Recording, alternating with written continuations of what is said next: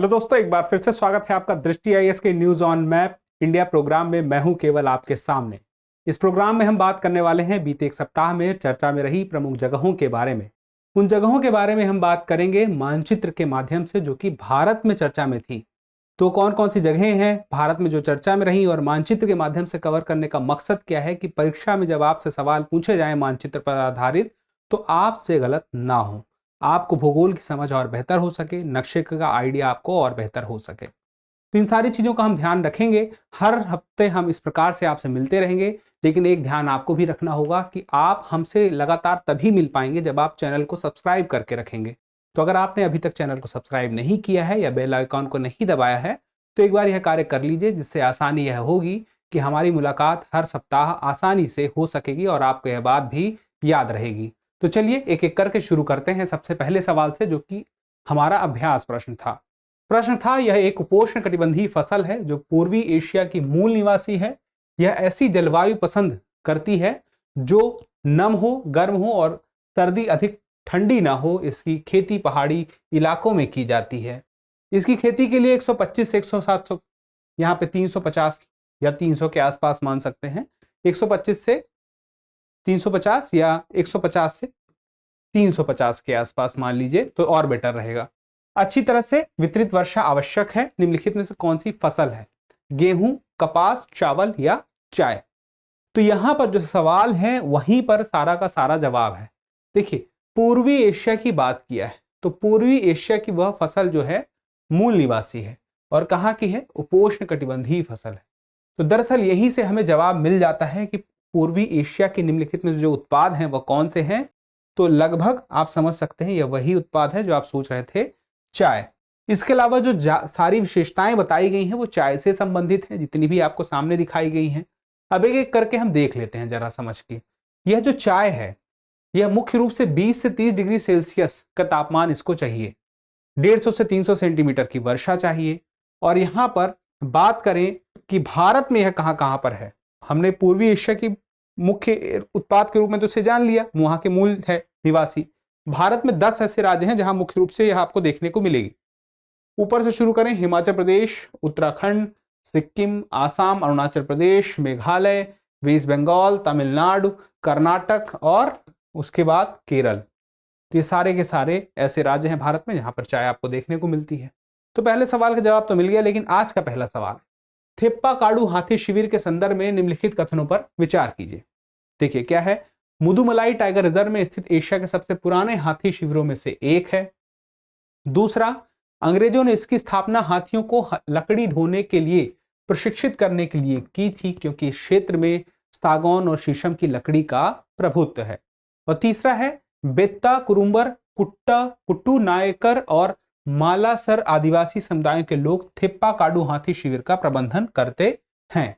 आपको बताना उपयुक्त में से कितने कथन सही है या हैं? केवल एक, केवल दो, उपयुक्त सभी और उपयुक्त में से कोई नहीं। अब यहां पर देखने वाली बात देखिए ये है कि एक एक करके हमें सारे कथन को देखना पड़ेगा। तो पहले कथन की बात करें, एशिया के सबसे पुराने हाथी शिविरों में से एक है। इसका अंदाजा नक्शा देख के नहीं लगेगा, तथ्यात्मक जानकारी ही पता होनी चाहिए। तो यह बात बिल्कुल सही है कि ऐसा है। यह सबसे पुराने शिविरों में से एक है और यह टाइगर रिजर्व में है, मुदुमलाई टाइगर रिजर्व में है। और नाम क्या है? थेप्पाकाडू। अब मुदुमलाई टाइगर रिजर्व क्या है ये देख लीजिए। मुख्य रूप से मुदुमलाई टाइगर रिजर्व तमिलनाडु के अंतर्गत आता है, जो उसका मुख्य क्षेत्र है। अब यहां पे देखिए अगला स्टेटमेंट है, अंग्रेजों ने इसकी स्थापना हाथियों को लकड़ी ढोने के लिए प्रशिक्षित करने के लिए की थी, क्योंकि क्षेत्र में सागौन और शीशम की लकड़ी का प्रभुत्व है। लकड़ियों का प्रभुत्व तो है ही यहाँ पे, साथ में जो बात कही गई है कि हाथियों की लकड़ी ढोने के लिए प्रशिक्षित करने के लिए इस जगह की स्थापना की गई थी। तो यह बात भी सही है, जो थेप्पाकाडू हाथी शिविर है वहां ऐसा होता था और आज भी वहां पर हाथियों को ले जाया जाता है। ऐसे हाथी जो जंगल में बिछड़ गए हैं, अपने परिवार से अलग हो गए हैं, अकेले पड़ गए हैं, उन्हें इस जगह पर लेके आया जाता है और लेकर आने के बाद उन्हें अभी भी प्रशिक्षित किया जाता है और उन्हें प्रशिक्षित करके कुमकी बनाया जाता है। कुमकी क्या है? जब महावत का हाथी पर नियंत्रण आ जाए तो उसको हम कहेंगे कुमकी। तो हाथियों को, ऐसे हाथियों को कुमकी बनाया जाता है और ये काम आते हैं जो जंगल के हाथी हैं, उन्हें नियंत्रित करने में, उन्हें पकड़ने में इन कुमकी हाथियों का बड़ा योगदान रहता है। तो यानी कि यह आज भी जो शिविर है बहुत ही महत्वपूर्ण है। और इससे जुड़ी हुई एक फिल्म भी आई थी, डॉक्यूमेंट्री फिल्म थी, जिसको ऑस्कर अवार्ड मिला है। अगर आपको नाम याद है तो आप चाहे तो एक बार कमेंट करके बता सकते हैं, नहीं तो उस पर हम जिक्र अभी करेंगे भी, लेकिन अच्छा होगा आप पहले ही बता दें। अब चलिए देखिए अगला, बेता कुरुम्बर, कुट्टू नायकर और मालासर आदिवासी समुदायों के लोग थेप्पा कुडू काडू हाथी शिविर का प्रबंधन करते हैं। तो यह भी एक तथ्यात्मक जानकारी है कि यह बात बिल्कुल सही है। ये तीनों जो आदिवासी समुदाय हैं, ये तीनों के तीनों ही इस कार्य में संलग्न है। और जिस डॉक्यूमेंट्री फिल्म की मैं बात कर रहा हूं वहां पे इनके बारे में भी जिक्र आपको मिलेगा। तो यहां पे कितने कथन सही हो गए? तो सारे के सारे, यानी कि उपयुक्त सभी, यानी कि सी। अब अगला सवाल जो आप देखेंगे उसके पहले कुछ और जानकारी आपको जानना जरूरी है। अब जिस हम बात कर रहे थे कि शिविर के बारे में, वह शिविर आपको इसी स्थान पर दिखाई देगा, मुदुमलाई वाइल्ड लाइफ सेंचुरी में। इस प्रकार से यह अपने आप में है।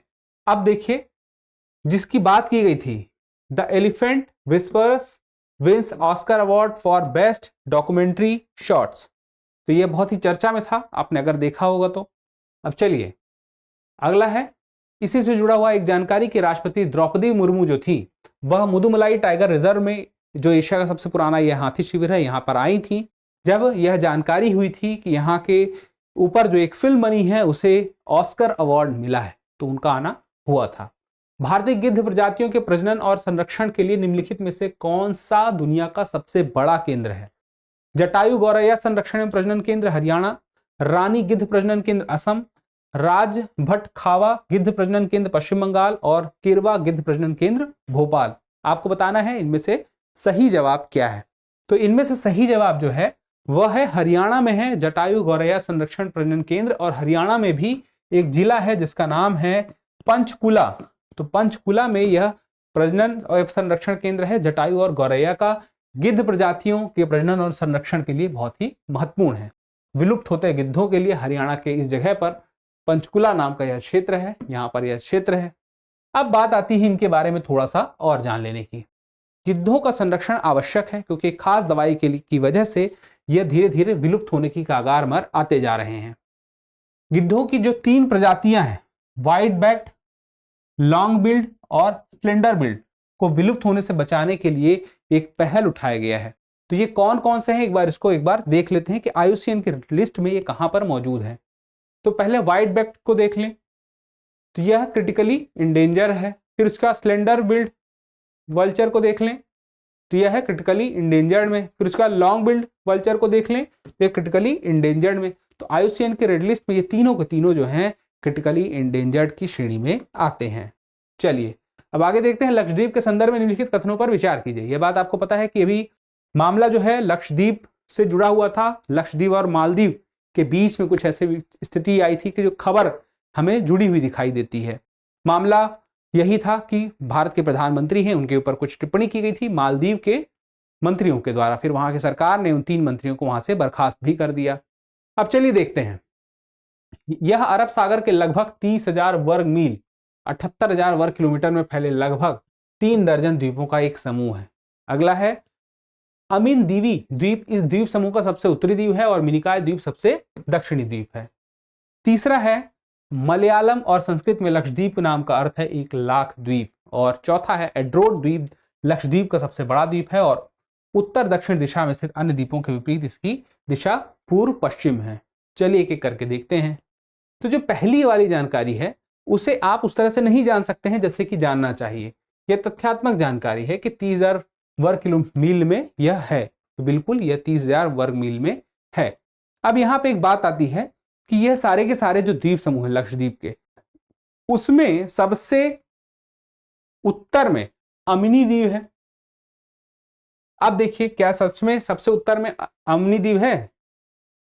आइए देखते हैं, यह अमिनी द्वीप है सबसे उत्तर में। अब देखिए मलयालम और संस्कृत में लक्षद्वीप नाम का अर्थ 1 लाख द्वीप है, यह भी तथ्यात्मक जानकारी है, तो यह भी अपने आप में सही है। यह भी सही मिल गया, ऊपर वाला भी सही है, दूसरा वाला भी सही है। चौथा वाला देखिए एंड्रोट द्वीप लक्षद्वीप का सबसे बड़ा द्वीप है और उत्तर दक्षिण दिशा में स्थित अन्य द्वीपों के विपरीत इसकी दिशा पूर्व पश्चिम है। अब देखिए सबसे दक्षिण में आना है हमें, कहां पे आना है, देखिए क्या बोल रहा है सवाल में, एंड्रोट द्वीप लक्षद्वीप का सबसे बड़ा द्वीप है और उत्तर दक्षिण दिशा में स्थित अन्य द्वीपों के विपरीत यह पूर्व पश्चिम में दिशा में है। तो एंड्रोट द्वीप देखिए कहां पे है, तो देखिए एंड्रोट द्वीप यहां पे आपको दिखाई देगा, इसकी दिशा जो है पूर्व पश्चिम की तरफ है, मतलब ऐसे है, और बाकी यहाँ पे जितने भी द्वीप हैं इनकी दिशा उत्तर दक्षिण की तरफ है, यानी कि ऐसे की तरफ है। तो यह स्टेटमेंट भी सही है। अगर यहाँ पर आपको दिख नहीं रहा होगा तो मैं स्पष्ट कर देता हूँ कि यहाँ पे उत्तर पूर्व की जगह यानी कि उत्तर दक्षिण की जगह पूर्व पश्चिम की तरफ है। तो इसका मतलब ये हुआ कि यह स्टेटमेंट भी हमारा सही है। तो सही क्या हो गया कि सभी के सभी इसमें सही हो गए, यानी कि उपयुक्त सही हो गया सभी के सभी। अब यहाँ पे थोड़ी सी जानकारी को और जारी रखते हुए यहाँ पर देखिए हम लक्षद्वीप को और पास से देख सकते हैं। अब चलिए अब देखते हैं हाल ही में खबरों में रही मेघमलाई हिल्स के संबंध में निम्नलिखित कथनों पर विचार कीजिए। अब देखिए नाम से ध्यान रखिएगा, मेघमलाई हिल कहां पर है, एक नाम और आपने सुना होगा अनामलाई हिल्स, जिस राज्य में वो है उसी राज्य में ये भी है। तो अगर आपको पता है तो जवाब दीजिए, तब तक के लिए देखते हैं। यह तमिलनाडु राज्य में स्थित है। मेघमलाई पहाड़ियों पर सिल्वर लाइन तितली की एक नई प्रजाति की खोज की गई है। अब चलिए पहला और दूसरा दोनों में से कौन सा गलत है उसका चुनाव करना है। तो यह मेघमलाई हिल जो है यह है तमिलनाडु में इस स्थान पर।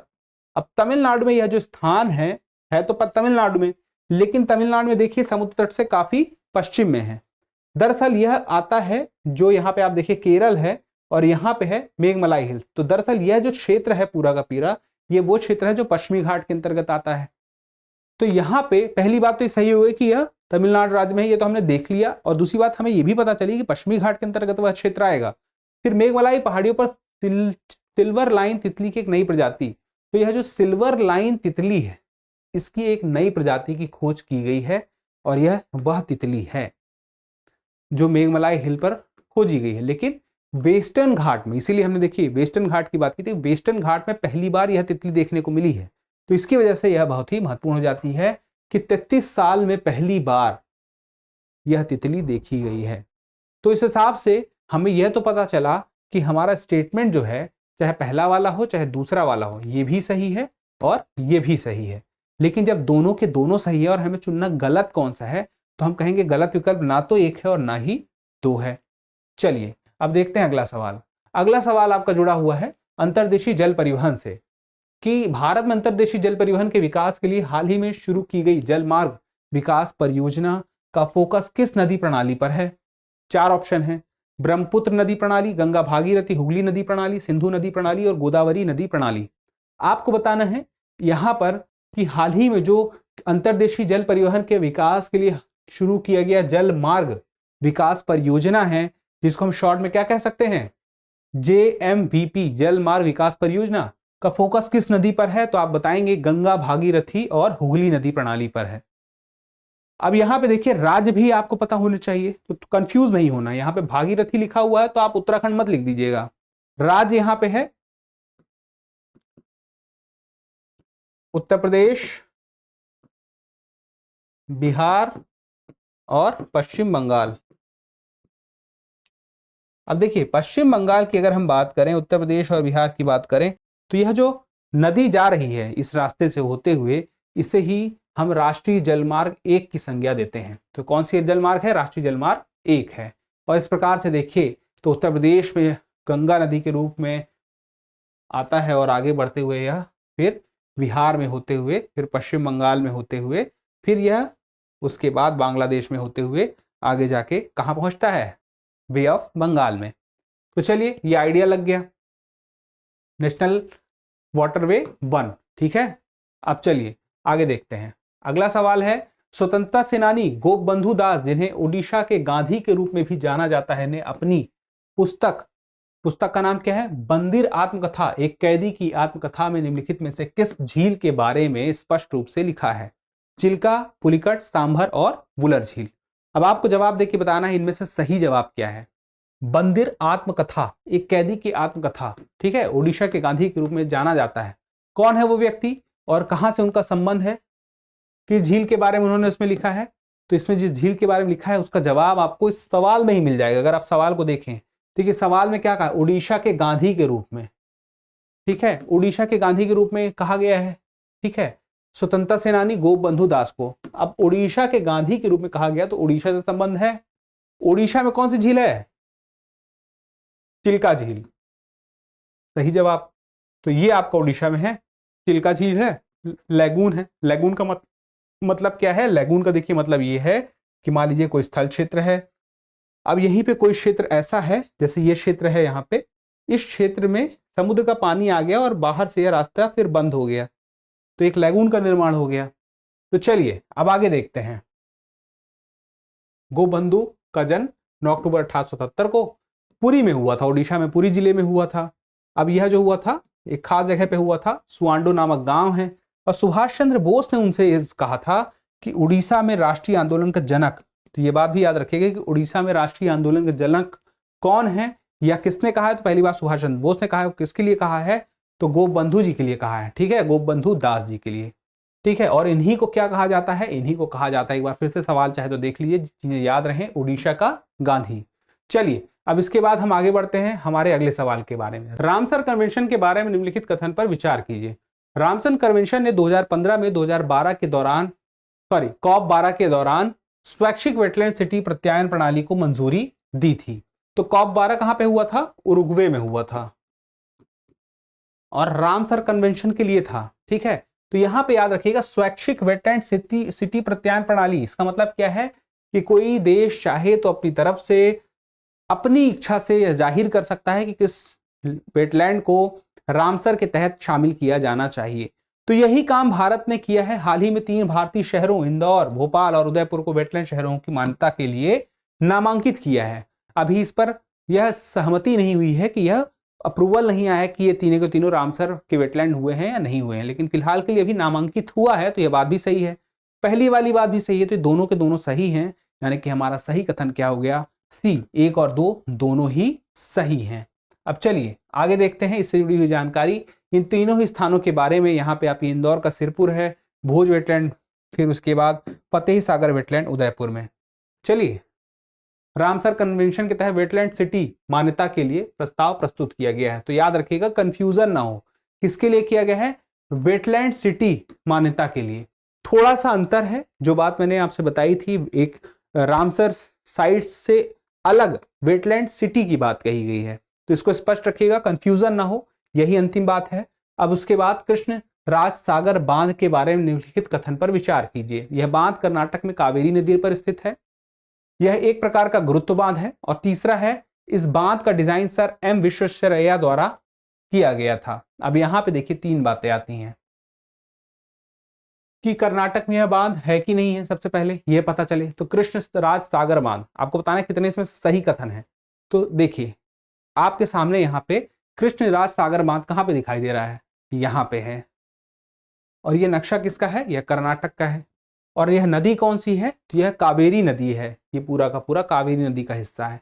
तो इसका मतलब क्या हुआ कि यह कर्नाटक में कावेरी नदी पर स्थित है, इस बात सही है। दूसरी है, एक प्रकार का गुरुत्व बांध है, तो यह स्टेटमेंट भी सही है कि यह एक गुरुत्व बांध है, क्योंकि यह तथ्यात्मक जानकारी है। और तीसरी बात है कि इस बात का डिजाइन, यानी कि इस बांध का डिजाइन सर एम विश्वेश्वरैया द्वारा किया गया। एम विश्वेश्वरैया कौन है, एम विश्वेश्वरैया भारत के पहले सिविल इंजीनियर के रूप में आप इन्हें मान सकते हैं, और इन्हीं के पहचान से ही बना है इंजीनियर्स डे जो हम मनाते हैं। इंजीनियर्स डे कब मनाया जाता है, अगर आपको पता है तो एक बार कमेंट करके आप जरूर बताइएगा। और विश्वेश्वरैया जी के बारे में कुछ और ऐसी इंटरेस्टिंग जानकारी अगर आपको पता हो तो आप वो भी कमेंट करके बता सकते हैं। आपको बताना उपयुक्त में से कितने कथन सही हैं, केवल 1, केवल 2, उपयुक्त सभी, और उपरोक्त में से कोई नहीं। तो यहाँ पे देखिए हमें तो यह तो पहला और दूसरा तो पता चल गया था, और तीसरा जो था वह था कि यह भी सही है, एम विश्वेश्वरैया ही द्वारा ही डिजाइन किया गया है। और जब तीनों के तीनों सही है तो हम कहेंगे सी, यानी कि उपयुक्त सभी, उपर्युक्त सभी। अब चलिए इसी के बारे में थोड़ी सी और जानकारी है। यह वो बांध है, देखिए कंक्रीट से बना हुआ है बांध, गुरुत्व बांध है। और इसमें गुरुत्व बांध की खासियत यह होती है कि इसमें लोड डिस्ट्रीब्यूशन इस प्रकार से किया जाता है इसको बनाने के दौरान कि कहीं पर भी अतिरिक्त दबाव ना पड़े, जहां पर दबाव पड़ेगा जल का एक समान दबाव पड़ेगा। अब अगला सवाल जो होगा वह अभ्यास प्रश्न होगा आज का। कृष्णा गोदावरी बेसिन मुख्य रूप से किस भारतीय राज्य में स्थित है, राजस्थान, कर्नाटक, आंध्र प्रदेश या महाराष्ट्र। इस सवाल का जवाब आप जरूर दीजिएगा। आप कमेंट करते हैं तो हमें और बेहतर करने की प्रेरणा मिलती है। जल्दी मिलते हैं अगले एपिसोड में, लेकिन उसके पहले आपको करना क्या है कि चैनल को सब्सक्राइब कर लेना है और उसके साथ साथ स्वस्थ रहना है, मस्त रहना है और पढ़ते रहना है। धन्यवाद।